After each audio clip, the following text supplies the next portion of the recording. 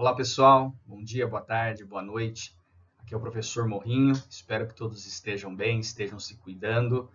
Hoje nós vamos dar início a um novo conteúdo dentro da nossa programação da Geografia 2 com as aulas 25 e 26. Essas aulas são introdutórias a respeito da temática fontes de energia, que é uma temática bastante frequente nos vestibulares.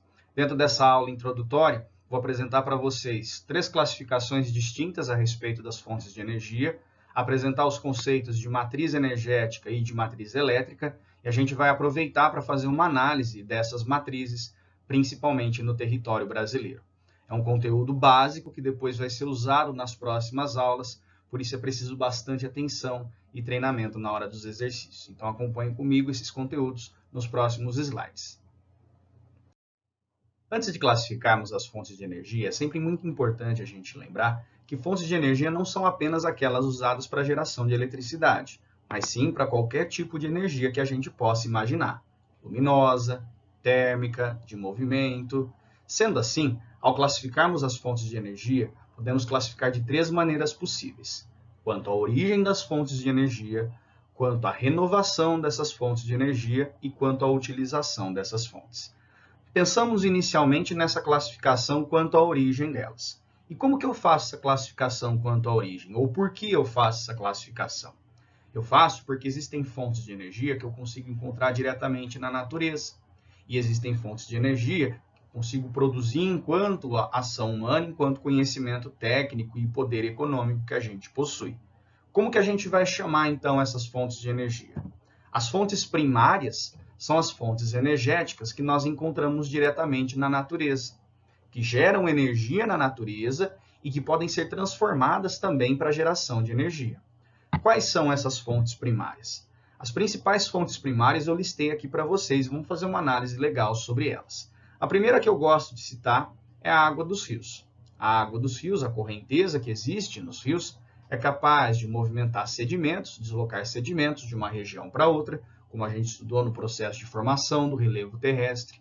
Essa mesma água dos rios, antigamente era utilizada nos moinhos, até mesmo em território brasileiro, quando esses eram instalados. A gente pode pensar também na força dessa correnteza sendo usada na produção de eletricidade, como posteriormente nós vamos analisar mais especificamente. O segundo exemplo é o Sol. O Sol fornece energia luminosa, o Sol fornece energia térmica, mas o Sol também pode ser convertido em eletricidade e vem sendo, no território brasileiro, cada vez mais aproveitado, dado o nosso potencial de estar localizado numa zona intertropical, de ter uma nebulosidade baixa em algumas regiões do país, que a gente também vai estudar mais especificamente no futuro. No que diz respeito aos ventos, os ventos eles foram utilizados nas embarcações à vela, ventos são utilizados no deslocamento dos sedimentos, como a gente já estudou a erosão eólica, mas vento também pode ser usado na eletricidade através dos aerogeradores, aqueles enormes cataventos que muitos de vocês já viram ou pela televisão ou ao vivo.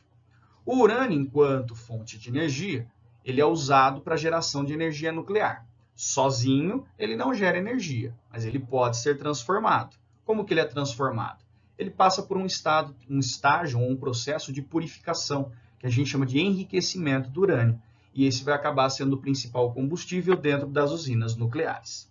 No que diz respeito aos combustíveis fósseis, são fontes de energia com grande poder de combustão, e são produzidos ou foram produzidos a partir de fósseis, fósseis animais, fósseis vegetais. Existem 3 importantes combustíveis fósseis que são usados hoje em dia. O carvão mineral, muito importante desde o contexto da primeira revolução industrial, o petróleo, que até hoje movimenta muito a geopolítica mundial, em especial os conflitos que acontecem no Oriente Médio, e o gás natural, que tende a ser uma fonte de energia cada vez mais empregada no futuro, por ser mais viável do que tanto o petróleo como o carvão mineral no que diz respeito à emissão de poluentes. A biomassa corresponde a toda fonte de energia de origem orgânica não fóssil. Então, a gente pode produzir energia de biomassa a partir do bagaço da cana, da palha do arroz, do milho. A gente pode produzir biomassa a partir do lixo, do esgoto produzido, pode produzir a partir de plantas oleaginosas como soja, dendê, mamona. Quer dizer, esses restos orgânicos são usados, portanto, na geração de energia. E eu trago aqui para vocês duas fontes primárias que estão sendo testadas mais em caráter experimental: a onda do mar, ou as ondas do mar, bem como o calor proveniente do interior do planeta. Quando eu olho para as ondas do mar, a movimentação exercida pelas ondas do mar no litoral acaba sendo utilizada para fazer com que esses flutuadores possam se movimentar também. Veja que esses equipamentos flutuadores, eles estão acoplados a uma pá. Essa pá, por sua vez, está fixa na parte continental, e à medida que a gente tem a movimentação das ondas do mar, há uma movimentação também desses flutuadores. Isso vai acionar uma bomba hidráulica. Essa bomba hidráulica vai fazer com que um jato de ar seja acionado a um reservatório de água. E essa água muito pressurizada acaba sendo usada para a movimentação de turbinas, e a movimentação de turbinas é que acaba gerando a eletricidade que nós utilizamos. Uma forma inovadora, uma forma diferente, que talvez no futuro possa ser realmente muito aproveitada. No que diz respeito à energia geotérmica, aproveita-se o calor existente no interior do nosso planeta.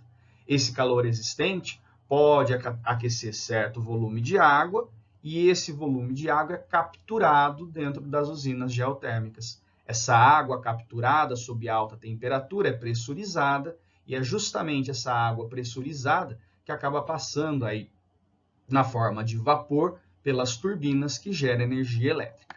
Não é toda a região que tem essa possibilidade, mas nas regiões onde nós temos contato entre placas tectônicas e a possibilidade desse material magmático estar mais próximo à superfície, ao mesmo tempo poder aquecer reservatórios de água junto à superfície, podem utilizar esse recurso, também sendo utilizado hoje em caráter experimental.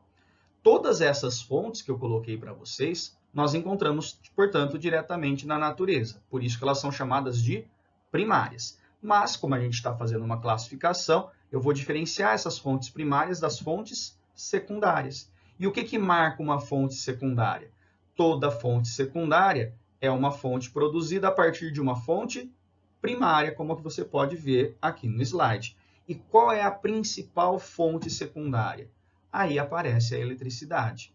A eletricidade ela pode ser produzida a partir da água dos rios, do sol, dos ventos, do urânio enriquecido que passa pela fissão nuclear, da queima de combustíveis fósseis, da queima de biomassa, da movimentação das ondas do mar e do aquecimento dessa água já aquecida vinda do interior do planeta.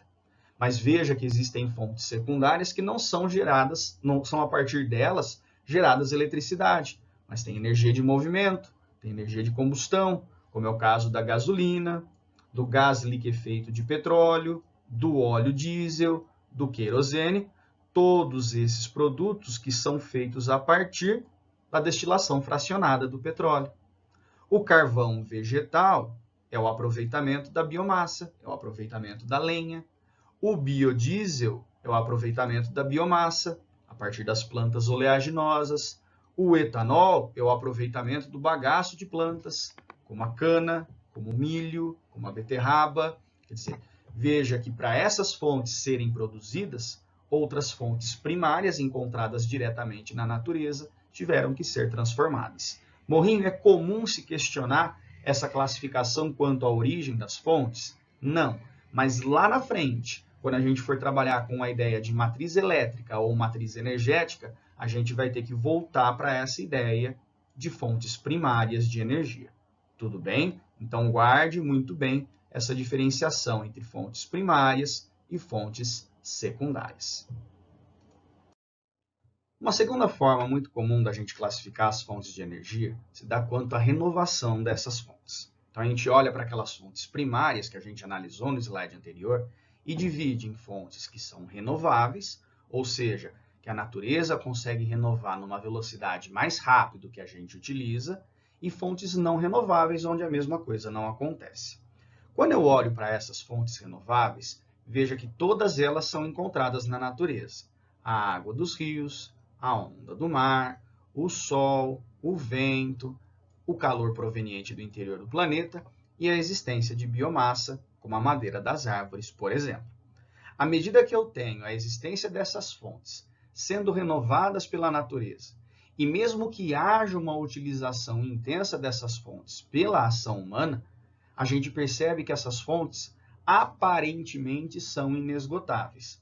De fato, quando eu penso nas águas dos rios, eu tenho que pensar no ciclo hidrológico. Não é a qualidade da água que gera energia, e sim a força pela qual essa água vai passar pelas turbinas de uma usina hidrelétrica que faz a energia ser gerada. A onda do mar é proveniente da movimentação das águas marinhas, é proveniente dos ventos que influenciam essas águas marinhas. A oscilação que aquelas plataformas flutuantes realizam, elas vão sempre acontecer, porque sempre haverá uma movimentação dessas ondas no mar. Com relação à existência da radiação solar, enquanto o Sol brilhar e iluminar o nosso planeta, essa fonte de energia está disponível.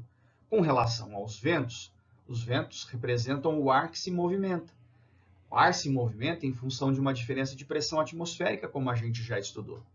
A energia geotérmica provém do interior do planeta, o calor do interior do planeta. E esse calor ele nunca vai se esgotar. Afinal de contas, a gente sabe que as temperaturas vão aumentando à medida que a gente chega no núcleo do nosso planeta, passa pelo manto e chega no núcleo do nosso planeta. No caso da biomassa só, é que a gente aqui tem uma diferençazinha. Qual é a diferençazinha? Nem sempre é a natureza só quem renova essa fonte. Através da ação humana com o cultivo de plantas, a gente pode fazer também a renovação dessa biomassa. Agora, o que seriam as fontes não renováveis? São essas fontes primárias em que a natureza ou até mesmo a ação humana não conseguem fazer a sua renovação. Então, à medida que a gente vai utilizando essas fontes de energia, pouco a pouco elas vão se tornando mais escassas. Por mais que a natureza consiga produzi-las, essa velocidade de produção é muito lenta. E com quais fontes eu vou encontrar esse tipo de situação? Eu vou encontrar com os combustíveis fósseis, o petróleo, o carvão mineral, o gás natural e com o urânio, que também é um recurso mineral. Esse tipo de classificação é o mais importante, na minha opinião. Porque muitas vezes, quando a gente olha para a maneira como uma região gera energia, uma das preocupações que acompanha essa forma de geração de energia é justamente quanto à disponibilidade dessas fontes. É uma disponibilidade infinita, por se tratar de uma fonte renovável, ou existe uma finitude nessa fonte, por se tratar de uma fonte não renovável? Então, muita atenção sempre nessa forma de classificação. A última classificação que a gente vai trabalhar, eu percebo que ela tende a se tornar a mais importante nos próximos vestibulares. Por enquanto, ela não é a mais cobrada, mas tende a ser cada vez mais cobrada essa última classificação, que é quanto à utilização dessas fontes. E por que eu faço essa classificação? Porque eu pergunto a vocês, será que todas as fontes são utilizadas na mesma quantidade em todas as partes do mundo? Claro que não. Então, existem fontes que são utilizadas de maneira mais intensa, mais corriqueira, e outras que não são tão empregadas assim. Por conta dessa situação, eu vou dividir as fontes de novo em dois conjuntos. E o primeiro conjunto que eu mostro para vocês é o que eu chamo de fontes convencionais. O que é algo convencional? É algo que sempre acontece. Quer dizer, é algo rotineiro, é algo muito comum a acontecer. Portanto, se eu tenho fontes de energia que são convencionais, são aquelas fontes que têm uma utilização mais comum. E de onde vem esse caráter mais comum? O fato da tecnologia para o emprego dessa fonte ser muito mais difundido, ser muito mais barato. Bom, então aparentemente é muito interessante o uso de fontes convencionais, só que tem um probleminha. Olha para essa parte final da frase. Normalmente, isso não é regra, tá? Mas normalmente as fontes convencionais apresentam maior impacto ambiental. E quais seriam os melhores exemplos para essas fontes? São essas que eu coloquei aqui para vocês. A hidroeletricidade é um ótimo exemplo de fonte convencional. A utilização é comum, a técnica é bem difundida, o custo é relativamente baixo, mas tem um baita impacto ambiental. E qual é o seu impacto ambiental? É o alagamento de grande extensão, é o desmatamento provocado pela construção da barragem e da represa, é o deslocamento de pessoas, quer dizer, desequilíbrio em ecossistemas. Então, realmente tem um impacto bem significativo. Com relação aos combustíveis fósseis, o impacto ele aparece na queima desses combustíveis. A queima gera um grande volume de poluentes que contribuem para a intensificação do efeito estufa, para a ocorrência do fenômeno de chuva ácida, seja o petróleo, seja o carvão mineral, seja o gás natural. E no caso da biomassa da lenha, não só a emissão de poluentes é um problema, mas também o desmatamento provocado para ter acesso a essa lenha acaba se tornando um baita de um problema. Morrinho, se existem fontes convencionais, quer dizer que o oposto seriam fontes não convencionais? Exato. E essas fontes não convencionais, na minha opinião, é o que vocês têm que ficar mais ligados, que nós chamamos de fontes alternativas de energia. O que é algo alternativo? É algo diferente. Quer dizer, é uma fonte de energia diferente, é uma fonte de energia que a utilização dela já não é tão comum assim. E essa é uma marca muito importante das fontes alternativas. A escala de utilização é uma escala muito pequena, seja porque a tecnologia ainda é cara e ao mesmo tempo pouco difundida, seja porque a disponibilidade desse recurso não é tão grande, mas uma coisa chama muito a atenção nessas fontes alternativas. Normalmente, essas fontes alternativas acabam apresentando um impacto ambiental relativamente menor. E quais seriam ótimos exemplos? A biomassa de cultivos agrícolas, como a produção de biodiesel, como a produção de etanol, a energia solar, a energia nuclear, a eólica, a maremotriz e a geotérmica. E aqui eu peço um pouquinho da atenção de vocês para a gente complementar essa classificação. Com exceção à biomassa de cultivos agrícolas, todas as outras de fato apresentam baixo impacto ambiental. Quer dizer, eu praticamente não vejo emissão de poluentes na geração da energia, a não ser na fabricação dos equipamentos que geram essa energia. A energia proveniente do sol não gera poluição atmosférica, a nuclear não gera poluição atmosférica, a eólica tampouco, a maremotriz e a geotérmica também não. Agora, quando eu olho para a biomassa de cultivos agrícolas, os problemas ambientais eles aparecem sim. Mas como é um tipo de energia que não é difundida em escala global, que é pouco utilizada, apesar de ser muito utilizada aqui no Brasil, principalmente no caso do etanol, a gente ainda assim vai considerar como uma fonte alternativa de energia, tá? Tomar cuidado para não ficar num esquema muito rígido, porque a geografia a gente sabe, não é uma ciência exata, ela depende aí de algumas interpretações para que a gente faça as classificações devidas, o entendimento devido da nossa disciplina. Beleza? Então, 3 classificações importantes quanto à origem, primárias ou secundárias, quanto à renovação, renováveis e não renováveis, e quanto à utilização, fontes convencionais e fontes alternativas, também chamadas de não convencionais. Beleza? Lembrando que quando eu falo de convencional e não convencional, eu não estou olhando só para o Brasil. Eu estou pensando numa escala global de geração de energia. Para a gente terminar essa parte introdutória do assunto de fontes de energia, a gente tem que olhar agora para o conceito de matriz energética, que é o que a gente vai fazer no próximo slide.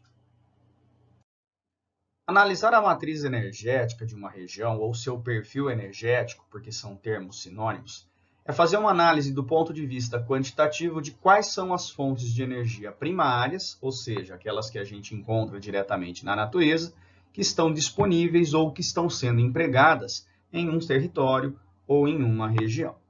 Quando a gente vai fazer essa análise, a gente tem que levar muito em consideração a área a ser analisada. Por quê? Porque nem sempre a gente vai ter o mesmo perfil de matriz energética para diferentes países. E não só a gente não tem o mesmo perfil para diferentes países, como um mesmo país, ao longo da sua história, pode apresentar uma alteração, uma mudança nessa matriz energética. Então, se tem uma característica marcante nas matrizes energéticas, é que elas variam não só do ponto de vista geográfico, mas também do ponto de vista histórico. E isso acaba sendo um prato cheio na elaboração das questões de vestibular. Morrinho, mas como que a gente vai conhecer essa matriz energética?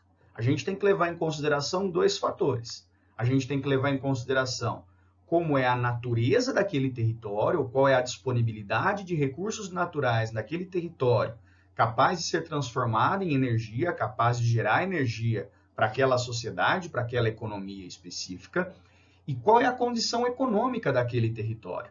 Porque essa condição econômica acaba refletindo numa condição técnica que determina se vai desenvolver mais ou menos outras fontes de energia. Então, a gente percebe que em toda a matriz energética cabe uma análise da disponibilidade natural dessas fontes, bem como da capacidade financeira e tecnológica dessa sociedade em produzir determinadas formas de energia. E por que é importante a gente conhecer a matriz energética de uma determinada região? Porque a partir do conhecimento dessa matriz energética, a gente consegue realizar um planejamento econômico adequado, um planejamento do ponto de vista ambiental adequado, e a gente consegue mensurar quais são os impactos do uso dessa fonte de energia para o meio ambiente, para a economia, bem como para a sociedade como um todo, certo? Então, o que a gente tem que fazer agora? Treinar esse olhar. Então, eu trago para vocês aqui 2 gráficos, e normalmente as matrizes são apresentadas ou na forma de gráfico ou na forma de tabela. Então, eu tenho 2 gráficos que mostram a matriz energética mundial. Uma, do lado esquerdo, observando o comportamento ao longo da história, que vai de 1850 até o ano 2000, e outra, relativamente recente, que é o comportamento dessa matriz energética mundial no ano de 2015. Então, acompanhe aqui com bastante calma comigo a análise desse gráfico. Vamos olhar primeiro para esse gráfico na composição histórica da matriz energética mundial. Se eu olho para os primórdios desse gráfico, lá em 1850, eu vou perceber que o tom verde chama mais atenção. Significa que, naquele momento, a principal fonte de energia utilizada era a madeira, era a lenha. Mas que, a partir do momento que o tempo começa a passar e que essa análise temporal, histórica, começa a ser feita, há um crescimento mais significativo do uso do carvão. E aí vamos lembrar um pouquinho do conteúdo que a gente já aprendeu na geografia ou que mesmo a história pode ter trabalhado com vocês. 1850 data aí a primeira revolução industrial. E qual era o principal combustível nessa época? O carvão mineral. Veja que há uma escalada na utilização do carvão mineral ao longo da história, à medida que a industrialização vai ganhando corpo ao redor do mundo. Por volta de 1900, 1925, a gente começa a perceber que o petróleo começa a ser empregado. A gente percebe que um pouco mais adiante, na década de 50, o gás natural começa a ser empregado. Na década de 70, a energia nuclear passa a ser mais empregada. Pouquinho antes, a hidroeletricidade e outras fontes renováveis passam a ser empregadas. Mas veja que a maneira como essas fontes vão sendo empregadas, o peso dessas fontes nem sempre são os mesmos. O que eu quero dizer com isso? Presta bastante atenção aqui comigo. À medida que eu tenho o início do uso do carvão mineral, o peso que ele vai ocupando dentro da matriz energética mundial vai se tornando um peso cada vez mais significativo. À medida que o petróleo vai sendo utilizado como fonte de energia em escala global, o peso que vai sendo ocupado vai se tornando cada vez mais significativo. E a mesma coisa a gente pode dizer em relação ao gás natural. Quer dizer, então, que quando a gente olha para esse cenário mais recente, próximo ao ano 2000, a gente consegue perceber, do ponto de vista quantitativo, quais são as fontes de energia mais empregadas no planeta. E de cara eu posso falar que são quem? O gás natural, o petróleo e o carvão mineral. Necessariamente nessa ordem? Não, eu só olhei para as fatias que estão relativamente mais largas. E se eu quero ter essa informação de uma forma um pouco mais precisa, eu faço uma análise em um período só. É como eu uso aqui nesse gráfico de pizza, o gráfico da matriz energética mundial no ano de 2015. E aí, quando eu faço análise, o que eu percebo? Eu percebo que a fonte de energia mais empregada no mundo é justamente petróleo. Que a segunda fonte mais utilizada no mundo, com 28,1%, é o carvão mineral. E que a terceira fonte mais utilizada no mundo, com 21,6%, é o gás natural. Tá, Morrinho, mas qual interpretação a gente pode fazer? Não são os 3 combustíveis fósseis importantes? Temos, portanto, um mundo dependendo de uma fonte primária de origem fóssil, que é ou não é renovável? Não é renovável.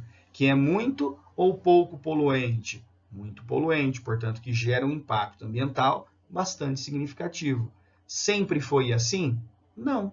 Quer dizer, a análise dessas fontes de energia pode fazer com que a gente tente explicar se melhorou ou piorou do ponto de vista da renovação, se melhorou ou piorou do ponto de vista do impacto ambiental, se melhorou ou piorou do ponto de vista dos custos.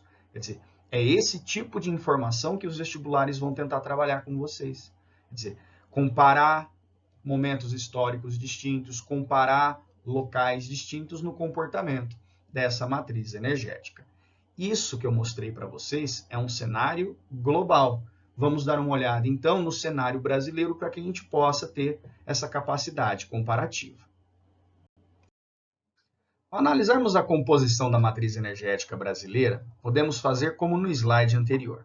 Perceber uma composição ao longo da história e perceber uma composição mais próxima da atualidade. Vamos começar agora por essa composição mais próxima da atualidade. A gente viu que na matriz mundial, petróleo, carvão mineral e gás natural dominam a matriz energética do nosso planeta. Veja que no caso do Brasil, o petróleo continua sendo o principal recurso na nossa matriz.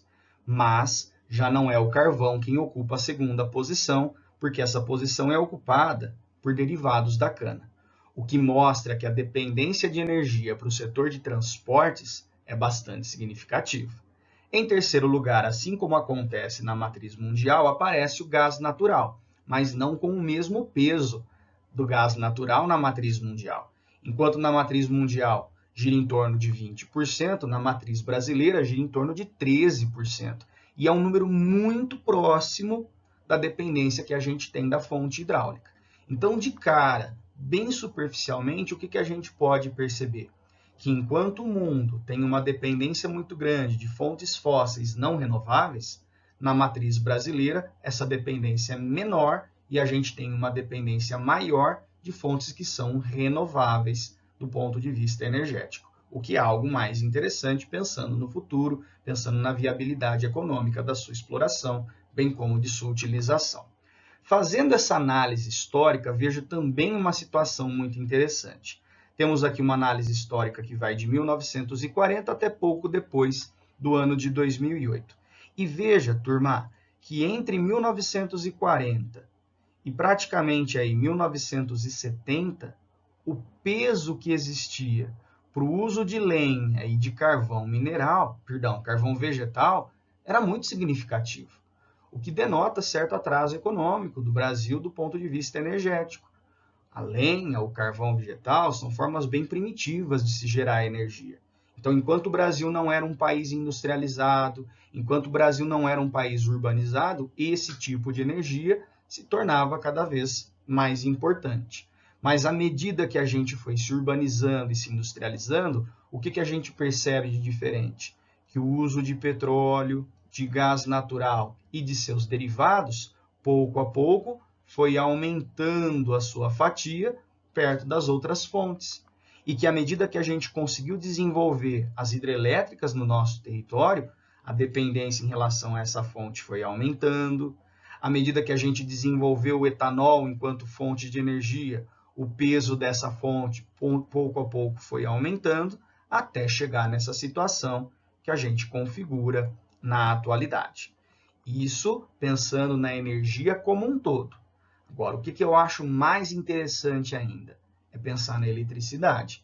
E aí eu saio do conceito de matriz energética e penso no conceito de matriz elétrica de um território. A matriz elétrica de uma certa região, ela segue uma linha de raciocínio, a definição dela segue uma linha de raciocínio muito semelhante à da matriz energética. Quando nós vimos o conceito de matriz energética, eu disse a vocês que era o conjunto de fontes primárias usadas na geração de energia como um todo. O que a gente tem na matriz elétrica é exatamente a mesma coisa, só que na geração de eletricidade.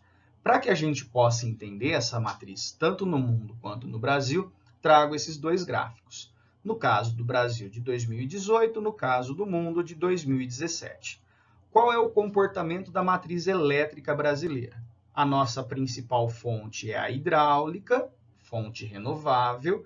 Em segundo lugar, aparece o gás natural, normalmente utilizado no período de estiagem no Brasil para gerar energia termoelétrica, porque nesse período de estiagem o nível dos reservatórios sofre uma redução significativa. E em terceiro lugar aparece a biomassa. Mas muito em breve esse gráfico estará diferente, porque a energia eólica vem crescendo de maneira bem significativa e projeta-se para esse ano de 2020, quiçá no ano que vem, em 2021, que a eólica cresça de tal forma que ela ocupe o lugar do gás natural como a segunda fonte de energia elétrica mais utilizada no nosso território. E aí qual seria a vantagem? Das nossas principais fontes, 3 das 4 são fontes renováveis de energia. Então a viabilidade econômica é muito mais interessante, a questão ambiental se torna também bem mais interessante.